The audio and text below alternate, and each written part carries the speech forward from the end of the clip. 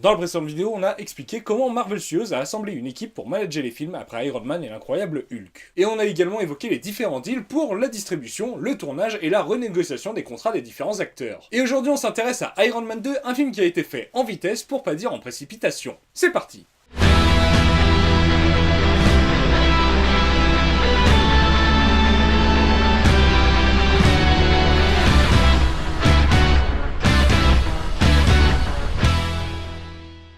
Reprenons. En juillet 2008, Jon Favreau a signé pour réaliser le second film. Le film doit sortir en avril 2010 et cette fois-ci, aucune ligne n'a été écrite. Autant dire qu'il fallait se dépêcher parce que faire un tel film en moins de 2 ans, c'est un petit peu chaud. Favreau travaille en collaboration avec l'équipe de Marvel Studios que l'on a présenté dans la précédente vidéo, notamment Jeremy Lacham qui supervise les aspects créatifs et qui était concentré que sur ce film jusqu'à la fin de la post-production. Favreau Entertainment, la boîte de prod de Favreau, est toujours créditée, même si au fond la prod en elle-même a été gérée par Marvel Studios de A à Y. Passons au retour des acteurs du premier film. Comme vu dans le dernier épisode, Robert Downey Jr. en a profité pour négocier un bon gros cachet. Du coup, même si le film devait avoir un budget supérieur à celui du premier film, les boss de Marvel ont quand même voulu compenser. Ils ont donc demandé à Terrence Howard de baisser son salaire, alors qu'à la base il avait signé pour une augmentation de film en film. D'autant que Jon Favreau était pas trop fan de la prestation de Terrence Howard dans le premier film. Et l'acteur a refusé, il a donc été viré et remplacé. L'acteur Don Cheadle, qui n'a eu que quelques heures pour se décider, le remplace et accepte d'être payé $1 million. À l'époque, il a signé pour un seul autre film. Et ce changement d'acteur ne semble pas déranger du tout le boss de Marvel Entertainment, bon déjà parce que ça coûte moins cher, mais aussi parce que si on en croit le journal The Financial Times, le PDG de Marvel Entertainment aurait dit au PDG de l'époque de la branche produits dérivés de Disney que personne ne verrait la différence parce que tous les noirs se ressemblent. Quoi ? J'ai envie de croire que c'est une fake news. Déjà parce que j'ai un peu du mal à comprendre comment c'est possible d'être raciste, mais alors cette phrase, elle est débile puissance 1000. Mais cela dit, il est pote avec Donald Trump et très peu de choses peuvent m'étonner venant de ce genre de personnage. Gwyneth Paltrow est revenu sans gros problème de négociation vu qu'elle avait signé pour une trilogie dès le premier film et qu'elle était moins chère que Terrence Howard. Passons à l'écriture du scénario. Robert Downey Jr. a proposé son pote comédien et scénariste Justin Theroux pour signer le script du film. Favreau et Marvel l'ont accepté, probablement pour faire plaisir à Downey et surtout pour pas perdre trop de temps à chercher un scénariste. Justin Theroux est donc engagé en juillet 2008. Comme pour le premier film, il y a eu beaucoup de dialogues écrits au dernier moment, voire improvisés sur le plateau. Ce qui permet donc de se concentrer sur l'histoire. Même si, avec le recul, j'ai pas l'impression qu'ils ont passé beaucoup de temps à écrire l'histoire. Parce que bon, j'aime pas trop donner mon avis sur les films dans ces vidéos, mais faut bien reconnaître que le scénario de ce film, c'est celui du premier film, en y ajoutant juste l'alcoolisme de Stark et le Shield. Ce que je trouve pas si con, parce qu'il faut bien préparer Avengers, mais j'aurais bien aimé que cette intrigue sur le Shield soit ajoutée à une intrigue plus originale. Au passage, rappelons que depuis la création de Marvel Studios, il y avait un projet de faire un film sur le Shield, mais le projet a été abandonné. Les armures sont à nouveau conçues par le Stan Winston Studio, qui a été renommé Legacy Effects suite à la mort de son créateur. Et les concept arts sont faits par l'équipe de développement visuel de Marvel Studios, Logic, et par le dessinateur de comics Adi Granov, qui avait déjà designé celle du premier film. L'armure War Machine leur a posé beaucoup de problèmes, car il faut mettre des tas d'armes dans l'armure, mais le personnage doit pouvoir bouger aussi facilement qu'Iron Man. Contrairement au premier film, cette fois Favreau avait beaucoup moins de problèmes à utiliser des armures numériques. Pour les dialogues, les acteurs portaient généralement juste le buste, qui sert essentiellement de référence lumière, et pour les combats ce n'est que de l'image de synthèse. Mais les armures réelles restent très utilisées. Déjà pour la référence lumière, mais aussi pour être rangées dans le hall des armures, et surtout pour que les différentes boîtes créant les effets visuels aient tous la même base pour leurs armures numériques. Legacy Effects a également créé les armures d'Ivan Vanko et ses robots. Il fut décidé que Vanko aurait une armée de robots, principalement parce que massacrer des robots c'est beaucoup plus family friendly que de tuer des armures avec des humains dedans, donc c'était plus simple d'être classé PG-13. Et justement, parlons du casting de Vanko. Robert Downey Jr. lui-même a été impliqué dans le casting de Mickey Rourke et l'a plusieurs fois contacté pour tâcher de le convaincre de faire le film. Marvel lui a proposé $250 000 et il a failli quitter les négociations à cause de ce cachet qui est quand même assez bas pour un tel acteur sur un tel film. Au final, il accepte en novembre 2008 de jouer dans Iron Man 2 pour un cachet de $400 000, ce qui reste relativement faible. À la base, il devait y avoir 2 méchants russes, Vanko devait mourir à Monaco et un autre russe devait prendre sa suite. Mais Jon Favreau voulait que son pote Sam Rockwell, qui était en lice en 2007 pour jouer Tony Stark, joue le deuxième méchant. Et il imaginait très mal jouer avec un accent russe un peu caricatural. Il a donc décidé que Vanko resterait jusqu'à la fin du film et aurait un mécène, Justin Hammer, qui dans les comics est bien plus âgé. Rockwell a signé en janvier 2009 sans même avoir lu le scénario. Il faut dire qu'il est très pote avec Favreau et Theroux, dont le script devait sûrement être loin d'être fini. De nombreuses actrices ont été évoquées pour devenir Black Widow, dont Marvel avait fini par récupérer les droits qui appartenaient à Lionsgate. Au final, c'est Emily Blunt qui a été choisie, mais à cause de problèmes de calendrier, elle a dû renoncer au rôle. Le rôle a donc été récupéré par Scarlett Johansson qui s'était teint les cheveux avant même d'avoir le rôle car elle voulait absolument être castée. Elle a pris un cachet de $400 000, donc autant que Mickey Rourke. Elle a signé pour plusieurs films, mais pour combien, on n'en sait rien, il semblerait que son contrat a beaucoup évolué au fil du temps.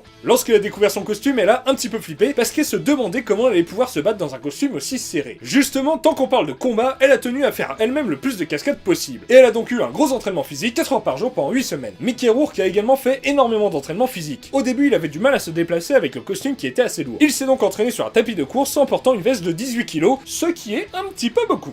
C'est Mickey Rourke qui a voulu jouer certaines scènes en russe, il a donc eu une coach qui s'est occupée de lui apprendre comment parler russe. Il est également allé de lui-même visiter une prison russe et a choisi une bonne partie de ses tatouages. Le problème c'est que parmi eux, il y en avait un où il était écrit Loki, et en post-production, Marvel s'est dit que certains pourraient croire qu'il y a un lien entre les méchants d'Iron Man 2 et Thor. Ils ont donc effacé numériquement le tatouage. De son côté, Sam Rockwell voulait mettre de l'auto-bronzant pour renforcer le côté un petit peu ridicule du milliardaire prétentieux qu'il interprète. C'est bizarre, ça me rappelle quelqu'un vite fait évoqué dans cette vidéo. Présentons les différents chefs de département du film.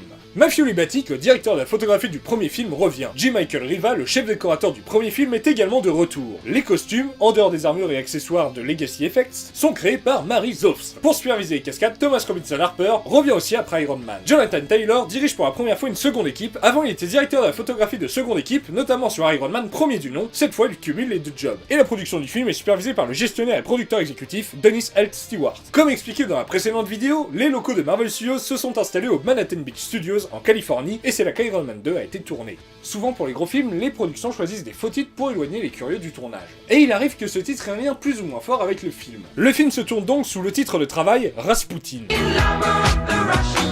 En post-production, deux autres noms ont été utilisés. Murphy's Law, en référence à John Francis Murphy, peintre et père d'une assistante comptable du film. Le troisième et dernier titre provisoire, c'est The Adventure of Angus MacDonald, en hommage à l'arrière-arrière-grand-père du régisseur général du film. Le film a le droit à un budget de 200 millions de dollars, donc un film plus dur à rentabiliser que le premier. Et n'oublions pas qu'avec les bénéfices, il faut rembourser le prêt d'un demi-milliard accordé par la Merrill Lynch. Pendant la pré-production, Jon Favreau aime, et de toute façon, il a pas eu trop le choix vu comme le temps pressait. Déléguer, superviser de loin et se concentrer sur les travaux avec les acteurs. Répéter un max avec eux et Justin Theroux, prendre les idées des acteurs et en ajouter certaines au script. Favreau a demandé au réalisateur et spécialiste de l'animation, Genndy Tartakovsky, de storyboarder certaines scènes d'action car il maîtrise bien la réalisation de combat. Tartakovsky est également parfois allé sur le plateau pour aider à diriger la seconde équipe. Comme pour le premier film, les scènes d'action sont prévisualisées en images de synthèse. Les cascadeurs créent les chorégraphies et les exécutent sur un plateau de capture de mouvement, et, si Jon Favreau valide, la scène est donnée au directeur de la photographie qui va la cadrer grâce à une caméra qui, avec la technique de la motion capture, lui permet de filmer dans le monde virtuel. Et quand il a fini de filmer la scène, Jon Favreau n'a plus qu'à la valider ou à demander à ce qu'on en recadre un bout. De même, comme ça se fait souvent dans les films d'action, quand ils répètent les combats, les cascadeurs se filment eux-mêmes, montent la scène et la font valider par Favreau et divers responsables de Marvel Studios. Le tournage commence le 6 avril 2009 pour 2 jours dans le décor du Sénat américain, qui en réalité n'est pas tourné à Washington mais dans le temple maçonnique de la ville de Pasadena, en Californie. Ça a permis des retrouvailles entre les acteurs puisque même si une partie a été coupée de la scène fait revenir pas mal de personnages. Et au passage, pendant cette scène, en arrière-plan derrière les figurants, ils ont mis des mannequins, parce qu'on n'est pas à une économie près. C'est également là qu'a été tournée la première scène de Don Cheadle en Rhodey. Pour que le changement d'acteur passe en douceur, Favreau et Marvel ont décidé en premier d'annoncer le personnage, le filmer de dos en montrant Tony Stark l'appeler par son nom, et donc quand enfin on voit son visage, on sait qui c'est même s'il a plus la même tête. Favreau a choisi l'acteur et stand-upper Gary Shandling dans le rôle du sénateur Stern pour sa capacité d'improvisation afin de pouvoir bien répondre aux répliques improvisées par Robert Downey Jr. L'équipe a également tourné dans la prison de la ville pour y tourner la prison monégasque. Les accessoiristes ont donc dû remplacer le texte en anglais par du texte en français. Ça aurait été aussi sympa si l'équipe de casting avait fait l'effort de prendre des acteurs monégasques ou français plutôt que de prendre des acteurs québécois.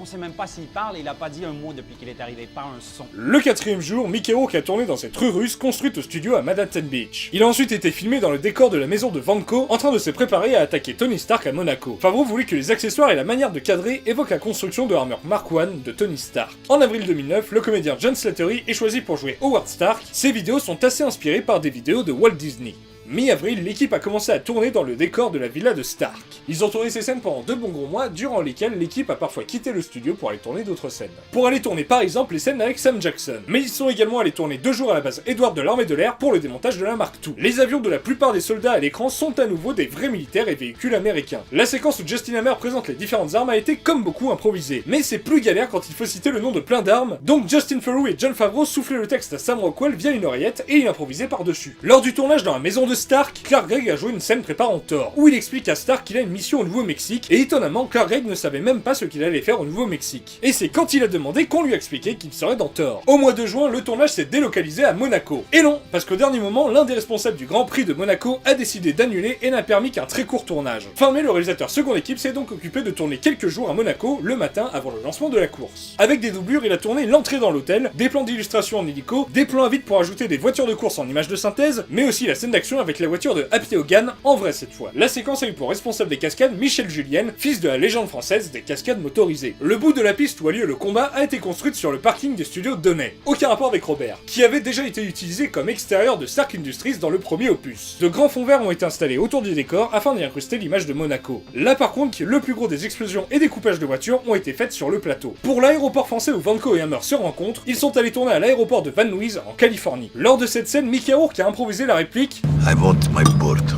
Il a donc été décidé d'ajouter l'oiseau de Vanco au film. Pour cette scène, Jack White, un styliste culinaire, a été engagé pour que le repas ait l'air très appétissant à l'écran. Et du coup, il a fait un petit peu de figuration en jouant le majordome servant le repas. Sam Rockwell a commencé à improviser en s'adressant à lui. Il a donc été décidé de le rajouter dans le script et de le faire réapparaître dans d'autres scènes. L'intérieur de l'usine de Hammer a été tourné dans le locaux de SpaceX à Hawthorne. Pour ne pas gêner le fonctionnement de l'usine, ils ont tourné ces séquences pendant la nuit, mais il y avait quand même des ingénieurs et techniciens qui étaient présents sur le site. Donc les gens qu'on va passer en arrière-plan, ce ne sont pas des figurants, c'est l'équipe de nuit de SpaceX. En échange de cette autorisation de tournage, Elon Musk, le patron de SpaceX, a demandé à faire un caméo dans le film, ce qui est plutôt sympa vu qu'il est l'une des inspirations du Tony Stark cinématographique. La scène de combat chez Hammer n'a néanmoins pas été tournée chez SpaceX, le décor a été construit en studio et tourné un mois plus tôt. Pour plusieurs décors de la Stark Expo, les plateaux de Manhattan Beach étaient trop petits et donc le tournage a eu lieu dans les studios de Sony. Le tournage s'achève après 71 jours, le 18 juillet 2009. En septembre 2009, Favreau a signé pour réaliser le film Cowboy et Envahisseur pour Universal et DreamWorks, dont le tournage a commencé seulement 2 mois après l'avant-première d'Iron Man 2, et a donc travaillé en même temps sur la post-production de l'un et la pré-production de l'autre. Ça fait pas mal de boulot et faut savoir déléguer, mais c'est un petit joueur à côté de Steven Spielberg. Arrêtons les digressions et concentrons-nous sur la post-production d'Iron Man 2. Le film est monté par Dan Lebenthal qui avait déjà monté le premier opus, et par Richard Persson qui a bossé sur pas mal de films d'action et comédie. Pour la scène où Tony regarde la vidéo de son père et il découvre le secret de la maquette, Favreau a demandé son avis à Damon Lindelof, le showrunner de Lost, parce qu'apparemment il y aurait des scènes semblables dans la série. Parlons des scènes coupées, en commençant par l'intro du film, 2 versions ont été tournées.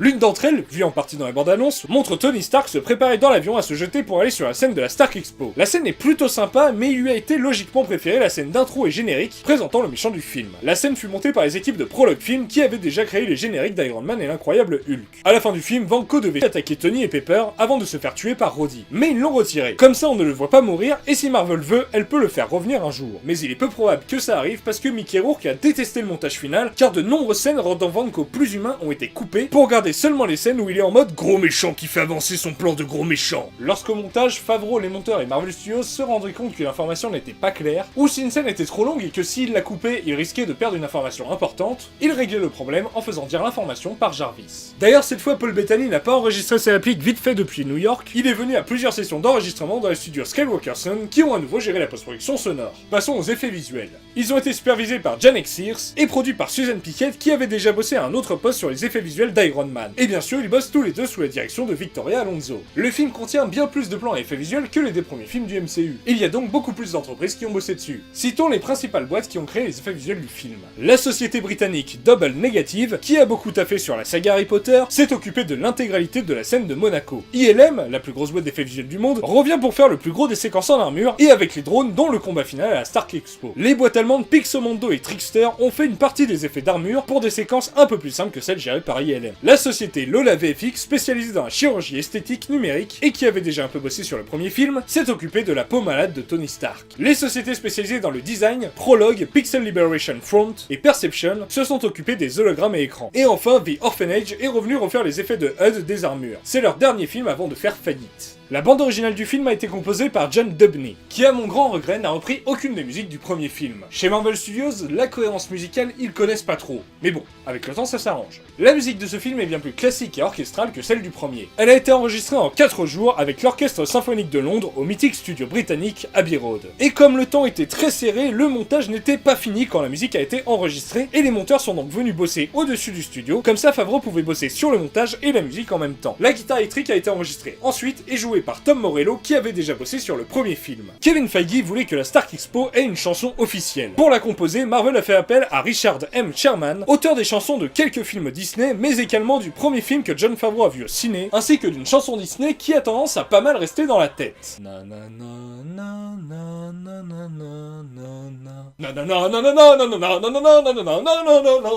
J'espère que j'ai réussi à vous la mettre dans la tête. En décembre 2009, un tournage additionnel a eu lieu. Parmi les scènes créées ou retournées, on peut citer les scènes d'avion, qui à la base étaient un avion suborbital, mais ils ont dû trouver que c'était un petit peu trop SF ou que l'effet ne marchait pas. Le reshoot a également lieu à la Huntington Library, qui a servi de décor pour des petits bouts de la Stark Expo et pour la scène finale. Au cours de la post-production, Kevin Feige, en lisant le script de Thor, s'est dit que la scène où Coulson trouve le marteau serait bien comme scène post-générique pour Iron Man 2. Le planning de tournage de Thor, qui a commencé en janvier 2010, a été adapté pour que la scène soit tournée et montée à temps pour la sortie d'Iron Man 2 le 28 avril 2010 en France et le 7 mai aux États-Unis. Après la sortie du film, Jeremy Lacham est parti superviser les aspects créatifs de Avengers. Jon Favreau, lui, est allé réaliser Cowboy Envahisseur et était plus trop en super bon terme avec Marvel, notamment à cause de permuteurs de son comité créatif, qui ont passé leur temps à intervenir pour faire changer tel ou tel passage du script, notamment pour mettre le plus de scènes possible pour préparer Avengers, jusqu'à parfois préférer la préparation d'Avengers à la cohérence d'Iron Man 2. Mais bon, Favreau devait quand même pas si mal s'entendre avec les équipes de Marvel Studios, qui comme lui doivent obéir à Perlmutter et son comité créatif, vu qu'il est revenu plusieurs fois en tant qu'acteur et travaille un peu sur Iron Man 3 et les films Avengers et est crédité comme producteur exécutif.